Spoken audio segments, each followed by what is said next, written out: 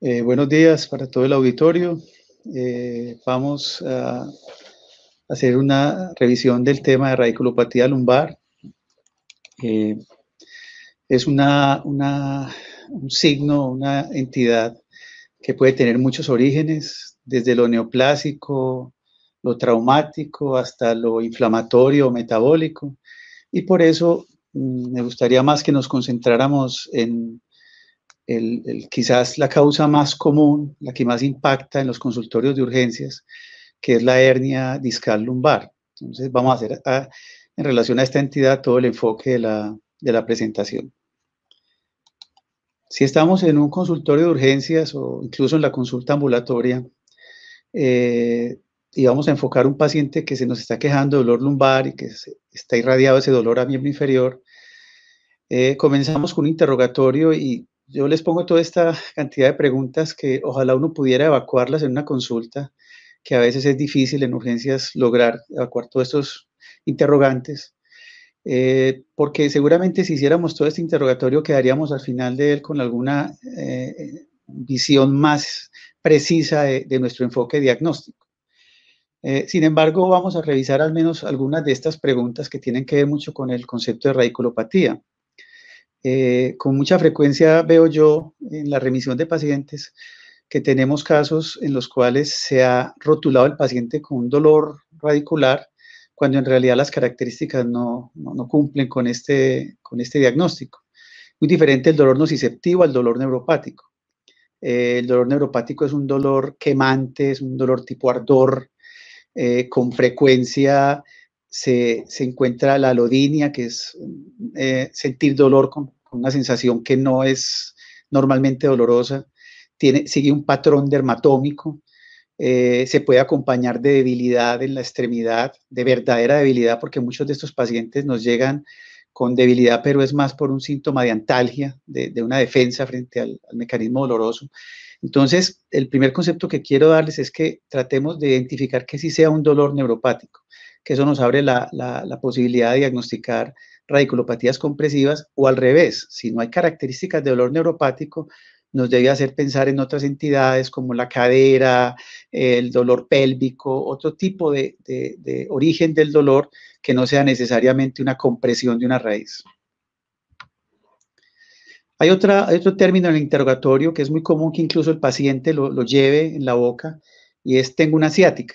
Entonces también es importante tener un concepto claro de la ciática. Normalmente para nosotros los médicos que manejamos columna, la ciática hace referencia a un dolor que va más allá de la rodilla, que se irradia por debajo de la rodilla. Los discos más frecuentemente afectados son el E4, el E5 y el E5-S1. Esos discos afectan las raíces L4, L5, S1, y todas estas raíces, como ustedes pueden ver aquí en el diagrama, se irradia su dermatoma por debajo de la rodilla, siendo quizás la raíz más clásica, la S1, que se va por toda la parte posterior y llega incluso a la planta y al dedo, meñique del pie. Entonces hay que estar atento con esa parte del diagnóstico, porque dolores por encima de la rodilla pueden tener otra explicación. Podría ser también radicular, pero puede tener explicación por dolor facetario o dolor mecánico de otra naturaleza. Bien, siguiendo con el manejo del caso inicial, es muy importante, y eso se da uno cuenta desde que está en el escritorio del consultorio de urgencias, la forma en que entra caminando el paciente. Es muy frecuente, si el dolor es importante, si realmente hay una compresión significativa, una postura antálgica del paciente. En este esquema se muestra qué hace el paciente para defenderse de su dolor. Normalmente el paciente con una compresión radicular tiende a abrir el foramen vertebral para tratar de liberar un poco la raíz. Entonces hace una convexidad de ese lado y desvía la columna para el otro. Entonces los pacientes nos llegan al consultorio como esta postura que les estoy mostrando acá, paciente con la espalda desviada, y se comete un error. Lo diagnosticamos como una escoliosis, cuando en realidad es una postura ante el dolor. La llamamos en la literatura como actitud escoliótica o escoliosis ciática. Igual pasa con la curvatura lumbar. Normalmente cuando hay un paciente con una hernia y con mucho dolor, se pierde la lordosis fisiológica.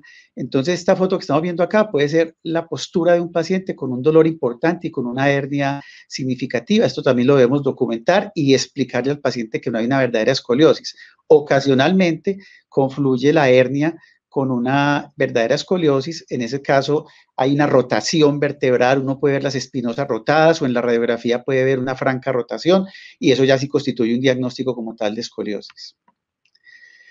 Si seguimos avanzando como en la atención del paciente, vamos a hacer una cosa que clásicamente creo que todos hacemos por igual, médicos de urgencias, médicos generales en su consulta, especialistas que atienden columna, y es la marcha en puntas y talones, que es una evaluación, si el paciente lo tolera, efectiva para uno determinar algún grado de paresia. Muchas veces no es posible que lo tolere el paciente, es frecuente ver pacientes desacondicionados que curiosamente no pueden hacer este tipo de marcha, intentan hasta caerse. Entonces, acostamos el paciente, hacemos un examen un poco más detallado, buscando esos déficits más sutiles. Concentrémonos mucho en el alus, o sea, es clave mirar el alus y compararlo con el del otro pie. Parecias a veces no tan evidentes en la marcha, se detecta con el paciente ya acostado en la camilla y es normalmente una paresia del alus obedece a una radiculopatía de L5.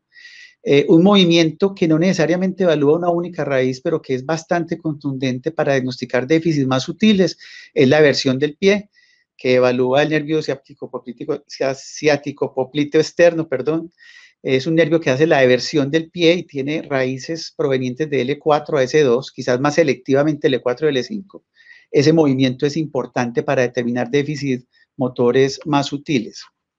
Evaluamos los reflejos, yo creo que el reflejo patelar no tiene mucho problema, casi todo el mundo lo hace bien y es el reflejo más fácil de tomar con el paciente sentado. Tenemos más dificultades con el reflejo aquiliano, yo lo he visto con residentes o con estudiantes que de pronto con el aquiliano cometemos más errores.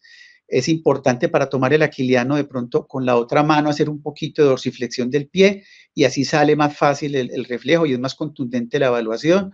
O en casos que incluso no se pueda lograr pues obtenerlo adecuadamente, podemos hacer que el paciente se arrodille en una silla del consultorio y tratamos de buscarlo. ¿Por qué es importante documentar el reflejo aquiliano? Porque el reflejo aquiliano, a diferencia del patelar, se asocia mucho más con el pronóstico del paciente, con el pronóstico funcional y con la severidad de la hernia. Se ha visto que pacientes con una pérdida del reflejo aquiliano sostenida tienen un peor desenlace con o sin cirugía de su enfermedad. En esta tabla les resumo, digamos, una manera fácil de identificar la raíz afectada. Sabemos que estas raíces, estamos hablando de músculos predominantes, más no queremos decir que esa raíz solo inerve ese músculo. La ciática a veces, si los nervios son comprometidos son varios porque la hernia es muy grande, puede dar una combinación o una mezcla de estos hallazgos clínicos, pero esta tabla creo que es útil para uno tratar de determinar cuál es la raíz más predominantemente afectada. Eso nos orienta en la clínica, es interesante para efectos de remisión del paciente, de evolución y recuperación del paciente. La tabla se las dejé en el documento que les va a llegar como memorias de este evento.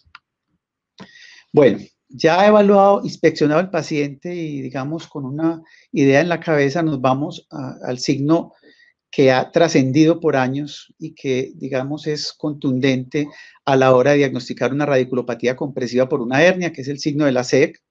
Es un signo que yo creo que la mayoría pues conoce y digamos hace usualmente en su atención de urgencias.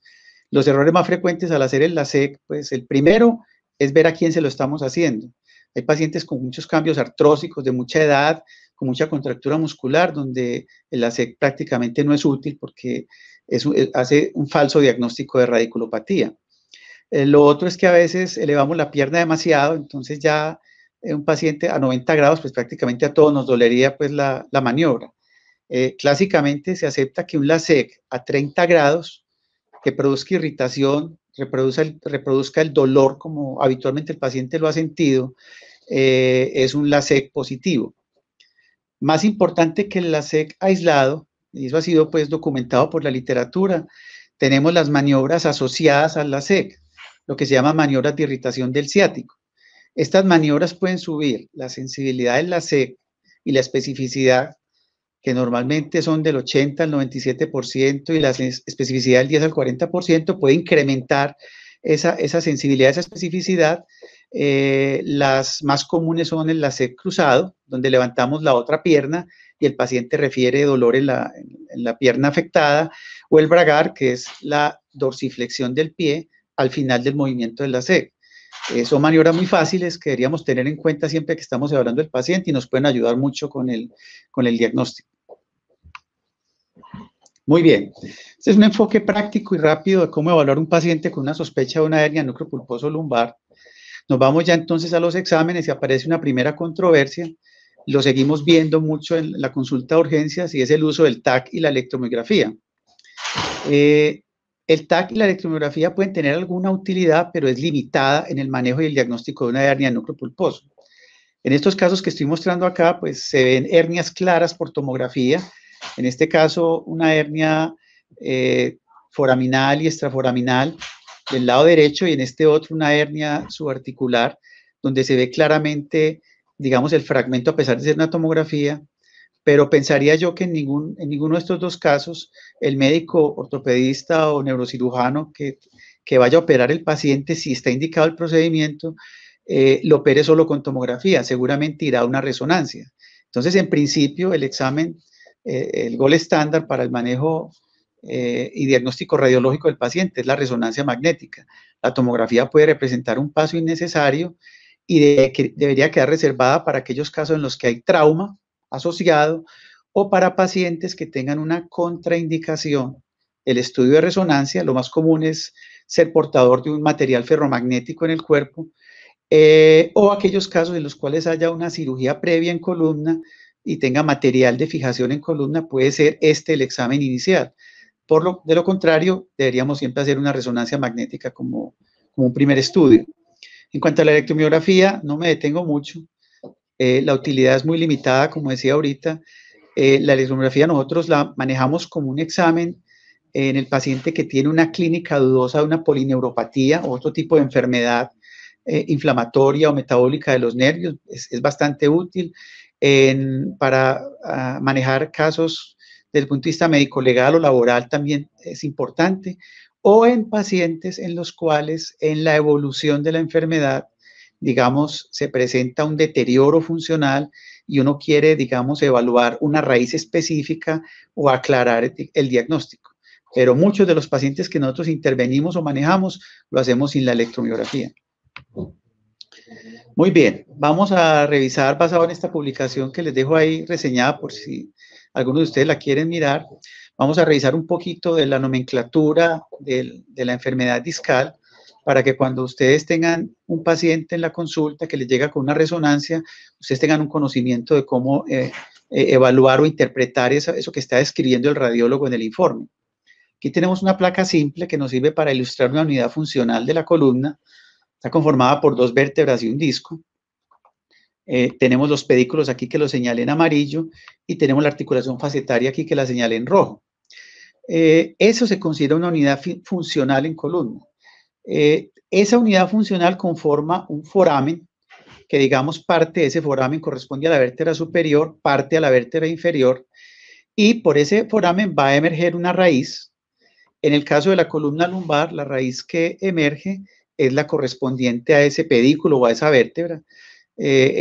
Por el foramen intervertebral L3, L4 sale la raíz L3, por el foramen L4, L5 sale la raíz L4, pero resulta que esa raíz L4 está cerquita a la raíz L3, entonces una hernia puede afectar la raíz que sale, que llamamos raíz emergente, o la raíz que pasa, que podemos llamarla raíz nerviosa de paso o raíz transiente, o ambas, si la hernia es de un tamaño considerable. Si hacemos un corte transversal a este nivel, y esto ya es una imagen de resonancia, entonces podemos ubicar los diferentes segmentos en los cuales se da una herniación. Ustedes pueden ver aquí en esta resonancia, ¿se está viendo la...? Sí. Bueno, entonces aquí vemos el saco dural, este es el ligamento amarillo aquí, esto que es un poquito más negrito, estas son las raíces nerviosas, esto es el foramen nervioso y esta es la parte extraforaminal. Entonces, si hacemos esa caracterización anatómica, tenemos, digamos, unas zonas anatómicas que frecuentemente describen en las resonancias. Herniación central, que aparece aquí en verde, herniación subarticular, que es, digamos, casi que a la entrada del foramen. En naranja vemos la hernia estrictamente foraminal, digamos, y hay hernias que están por fuera del foramen, pero que también irritan bastante la raíz nerviosa, que son las hernias extraforaminales. Las más comúnmente sintomáticas y las más comúnmente tratadas son las hernias subarticulares y foraminales, lo que aparece aquí en amarillo y naranja. Si miramos ya el material que se hernió, también la nomenclatura pues es clara en eso. Aquí tenemos los diferentes términos que nos describen en la lectura de resonancia y que a veces los confundimos y se los informamos mal al paciente. Entonces tenemos el abombamiento discal, que sería una primera forma de herniación del disco. Tenemos la protrusión, en cuyo caso no solamente está bombado el anillo, sino que también está bombado el núcleo pulposo. Y quizás las hernias que más frecuentemente se hacen sintomáticas, que son las extrusiones y el secuestro. La extrusión es una salida del material rompiendo el anillo fibroso del disco y el secuestro es un material discal que incluso migró dentro del canal, como lo muestran estas imágenes que están aquí al lado y lado. Aquí tenemos una migración, perdón, esto está equivocado acá, una migración cefálica acá, aquí tenemos una migración caudal del material discal. Ahí tenemos entonces una terminología que nos puede aproximar a la interpretación de una imagen. Vamos a verlo como en la práctica con algunos casos. Este paciente, por ejemplo, tiene una protrusión bastante grande que está extruida en el canal, ocupa una importante área del canal, casi que un 80 o 90%. Es una hernia que tiene un componente central muy grande y subarticular, y seguramente su manifestación va a ser multiradicular. Aquí tenemos una hernia que es extraforaminal, es una hernia muy lateral. Estas hernias son en las que más pecamos, tanto radiólogos como médicos que atendemos pacientes de columna, porque a veces dejamos de verlas. Son hernias muy dolorosas porque pueden irritar el ganglio de la raíz y hay que estar pues atento como a este tipo de diagnóstico.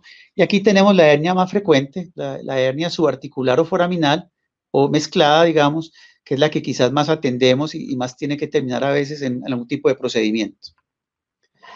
Muy bien, vamos a comenzar a hablar del manejo del paciente. Una pregunta muy frecuente en los consultorios de urgencias es el paciente que va consultando porque o le hicieron un bloqueo y tiene alguna sintomatología asociada, o le van a hacer un bloqueo y tiene preocupación e inquietudes al respecto. Y creo que el médico de urgencias tiene que estar informado de esto para darle al paciente una consejería adecuada. Entonces, los dos bloqueos que más usamos en columna lumbar para una hernia son el bloqueo foraminal, donde lo que se busca es llevar el medicamento que queremos aplicar hacia el foramen intervertebral, y el otro es el bloqueo caudal, abordando a través del hiato, aplicamos medicamento. Estas imágenes muestran la forma en que se distribuye el bloqueo. Entonces, si yo hago un bloqueo caudal, es un bloqueo más inespecífico, se pintan las raíces del saco, las raíces más bajas del saco. Si hago un bloqueo foraminal, como lo muestra esta imagen, es un bloqueo más selectivo de la raíz que yo creo que está siendo el problema para el paciente. El intervencionismo analgésico ha tenido un auge grandísimo en los últimos 10 años. Hay que mirarlo con cuidado porque podríamos estar abusando de él. Como es un procedimiento que es ambulatorio, que no tiene tantas complicaciones como uno esperaría, pues digamos que se ha usado masivamente, pero creo que debe ser mirado con cuidado. Esos son los 3 medicamentos que más frecuentemente usamos para bloquear pacientes. Digo bloquear porque los médicos que atendemos pacientes de columna, a veces hacemos nosotros mismos los bloqueos. Pues digamos que debería ser el médico de dolor, pero muchas veces, digamos, la consulta es alta y nosotros hacemos el bloqueo. Digo yo que debería ser el médico de dolor porque eso le da más objetividad, digamos, al procedimiento. Que no sea el mismo que lo va a operar y que le haga la infiltración o el manejo analgésico inicial. Estos medicamentos algunos tienen sus problemas. No hay un medicamento perfecto de estos. De hecho, la FDA no tiene autorizado medicamentos para uso epidural. En mi caso particular, mi predilección está por la metilprednisolona, pero hay mucha gente que le gusta la triamcinolona y en algunos casos hay gente que prefiere la dexametasona. La dexametasona, como encuentran ustedes en el texto de abajo, se ha descrito que tiene una cantidad de reacciones, sequera transitoria, episodios vasovagales, anafilaxia, entonces ha sido como el que se ha mirado con más recelo de estos tres. Cuando ustedes le van a informar a un paciente sobre la ejecución de un procedimiento de estos, pues es bueno que también le den consejería respecto al medicamento que se va a aplicar, porque ellos generalmente preguntan qué me van a poner. En algunos protocolos de manejo no se pone esteroide, se coloca solo el anestésico, que generalmente es bupivacaína, pero normalmente, sobre todo los médicos que operamos, ortopedia o neurocirugía, buscamos que el procedimiento no solamente sea diagnóstico, sino que también sea terapéutico. Entonces, casi siempre asociamos al anestésico el esteroide. De los dos procedimientos que le mencioné previamente, el bloqueo hacia el foramen o el bloqueo caudal, el más, digamos, específico y el que tiene más literatura a favor es el bloqueo transforaminal. Yo puedo decir que en mi práctica personal yo veo que el bloqueo caudal también es muy rendidor. Es un bloqueo que frecuentemente alivia a los pacientes. Yo creo que más importante que decir que uno u otro es superior es considerar esto como una primera opción en los pacientes de hernia discal antes de llevar al paciente de pronto a un procedimiento quirúrgico. Muy bien, vamos a hablar un poco de cirugía para terminar la presentación. Aquí tenemos dos imágenes de un paciente que tuve la oportunidad de atender. Una imagen es del 2018, la otra es del 2019. Vemos en la imagen del 2019 una resolución muy importante del disco, con una raíz nerviosa, perdón, que se ve ya muy libre. Este paciente no tiene cirugía. Esta es una evolución espontánea de la enfermedad. Nosotros usualmente no pedimos resonancia en pacientes aliviados. Si pidiéramos resonancia en pacientes que se alivian sin cirugía, aún sin bloqueo, podríamos encontrarnos con mucha frecuencia esto. La literatura dice que aproximadamente un 60% más de las hernias se reabsorben. Eso nos debe poner a pensar en un primer elemento, y es cuándo realmente debemos operar un paciente con una hernia discal. Es posible que muchos de los casos que veamos no son para operar y se pudieran resolver de manera conservadora. Hay casos que, todo lo contrario a este, se salen del manejo conservador. Ese paciente tiene una gran hernia, el paciente se llevó a cirugía, esta fue la patología que sacamos, digamos, en el procedimiento. Entonces es un fragmento tan grande que uno asume que difícilmente se va a aliviar con bloqueos o con infiltraciones, con terapia, con nada diferente a un procedimiento quirúrgico. Algunos de estos casos se acompañan de un síndrome de Caudequina, en los cuales hay compromiso esfinteriano y una marcada sintomatología neurológica, y a veces son verdaderas emergencias.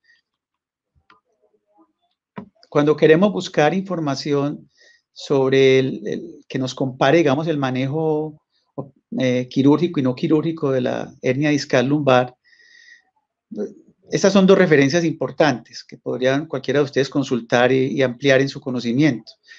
Una de ellas es una revisión que me encontré buena, un metaanálisis bastante bueno, donde la conclusión fue que había una evidencia de baja calidad a favor de cirugía. Eso hay que mirarlo con lupa, porque, como ustedes saben, manejar o aleatorizar pacientes quirúrgicos no es fácil. Los estudios quirúrgicos no es fácil incluirlos en ese tipo de análisis. Sin embargo, les dejo esa reflexión ahí. El otro, en el que me va a tener un poco más, es el estudio SPORT, que es el estudio, para mi opinión, más importante y más grande, que ha querido evaluar el manejo quirúrgico o no quirúrgico de una hernia discal. ¿Cómo vamos de tiempo? Bueno, entonces, este estudio, un estudio multicéntrico, todo hecho en Estados Unidos, un número muy significativo de pacientes y una cohorte que se ha seguido en el tiempo. Eso le da con mucha validez al estudio, porque se han podido hacer muchos análisis posteriores, cruzar variables, evaluar pacientes, y se han encontrado cosas interesantes. Este estudio ya tiene, digamos, 20 años de evolución. Eso también me parece que nos sirve como de parámetro de evaluar el manejo de una hernia discal en un grupo importante de pacientes. ¿Qué conclusiones llaman la atención de este estudio? Una muy importante y que tiene lógica y que nos pasa a nosotros como médicos que manejamos columna, y es que hay mucho crossover entre pacientes. Aquellos que les asignaron un manejo médico se pasaron a cirugía, aquellos que les asignaron un manejo quirúrgico se pasaron a manejo médico. ¿Qué fue lo que más definió ese crossover? la expectativa del paciente frente al resultado. Es decir, lo que esperaba el paciente, lo que se le iba a hacer, en gran medida definió que el paciente se fuera para otro manejo. Obviamente se pasaron más pacientes a cirugía porque a veces hay intolerancia como a la espera y al paso del tiempo con una sintomatología.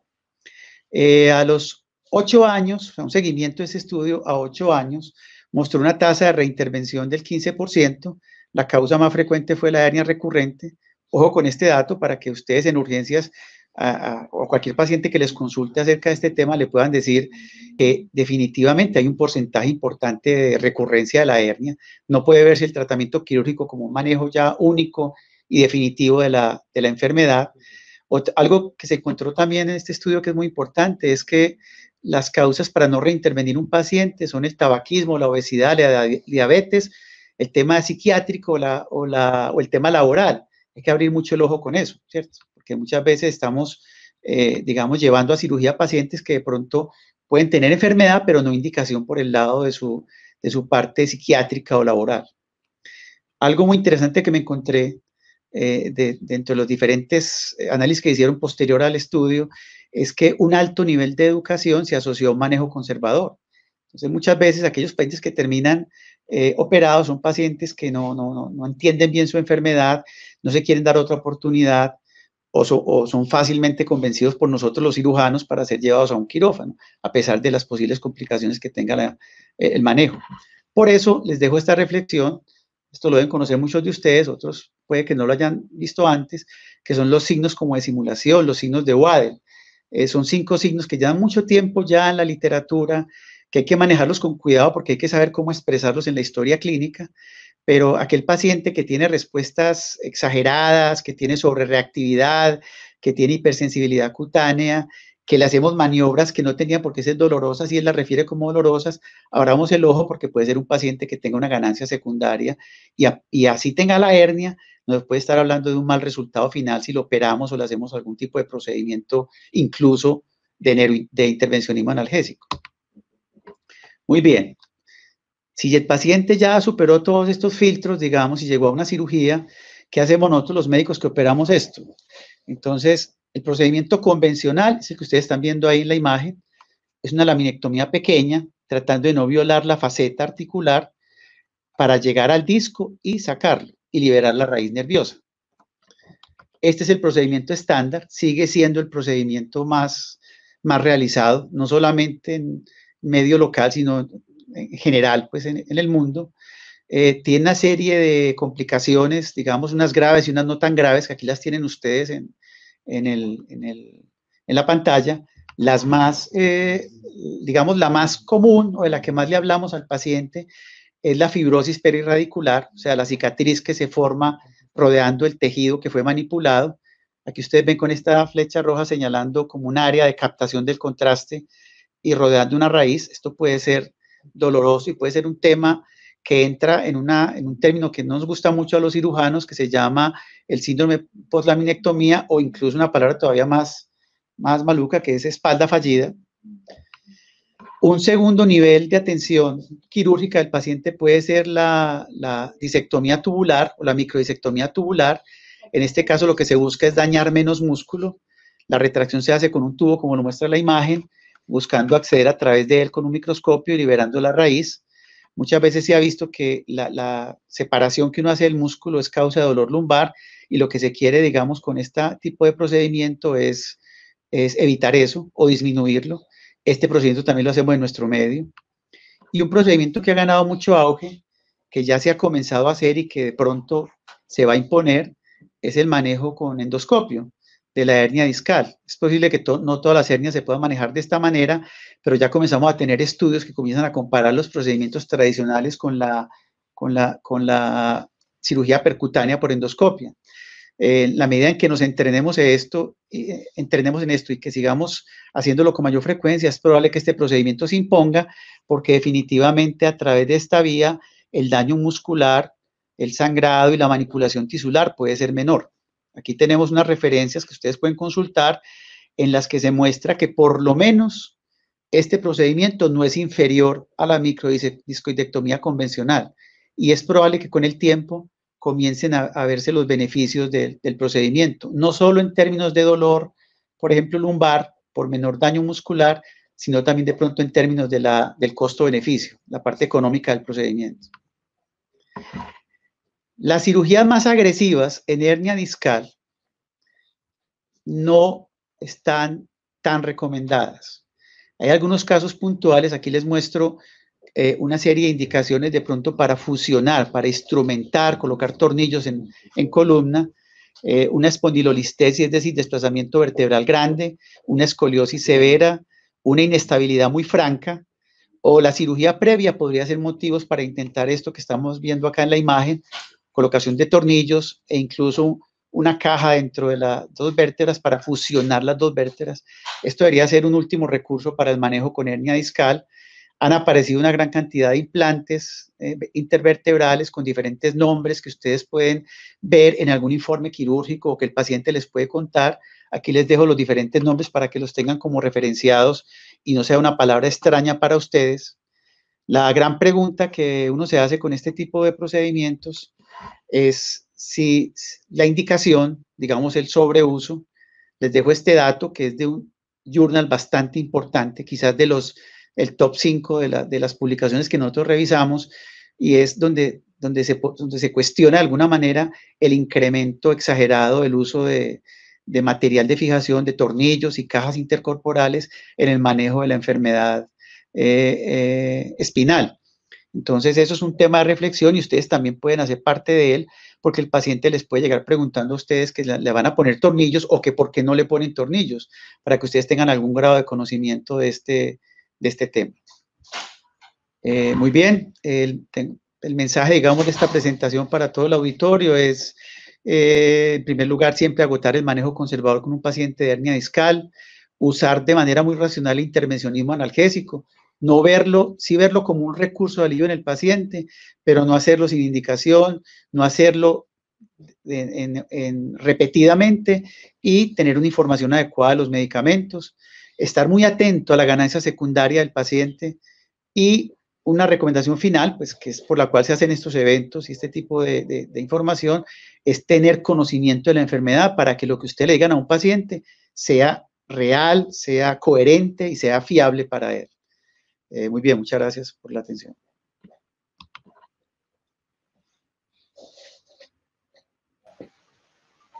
Muchas gracias al doctor Ruiz por su conferencia tan actualizada y práctica. Tenemos varias preguntas en el chat. La primera es, ¿qué tiempos e intervenciones previas se deben agotar en un paciente con radiculopatía antes de llegar a una infiltración y a una cirugía? Bueno, esa pregunta me parece súper interesante.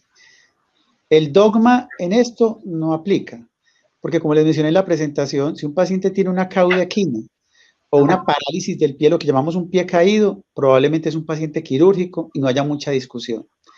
Pero si estamos hablando del paciente solo con dolor o con un déficit motor leve, digamos que la mayoría de protocolos sugieren esperar al menos entre 6 y 8 semanas antes de llevarlo a un quirófano.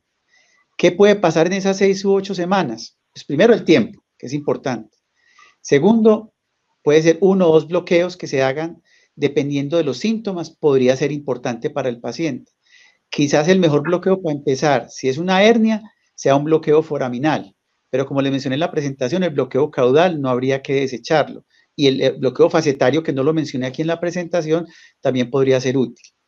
En términos de medicamentos, pues también eso nos puede dar un parámetro importante, porque los neuromoduladores pueden dar una respuesta muy interesante del dolor y quizás hacer que el paciente no se gane una cirugía.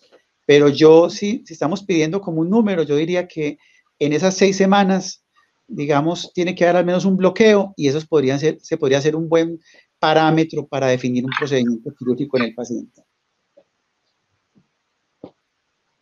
Perfecto, pero muchas gracias. Y la siguiente pregunta es, ¿cuándo se necesita una resonancia contrastada en un paciente con radiculopatía? Muy bien. El paciente que ha sido operado previamente, sobre todo si esa cirugía es una cirugía reciente, digamos 2 años antes, es muy importante hacer una resonancia contrastada porque vamos a poder ver qué tanto puede ser inflamación o qué tanto puede ser material discal o compresión de otro origen. En pacientes que lleven muchos años de operados, a veces, pues en mi caso particular, yo no pido resonancia contrastada porque ya digamos que tiene menor valor como a la hora de hacer un diagnóstico.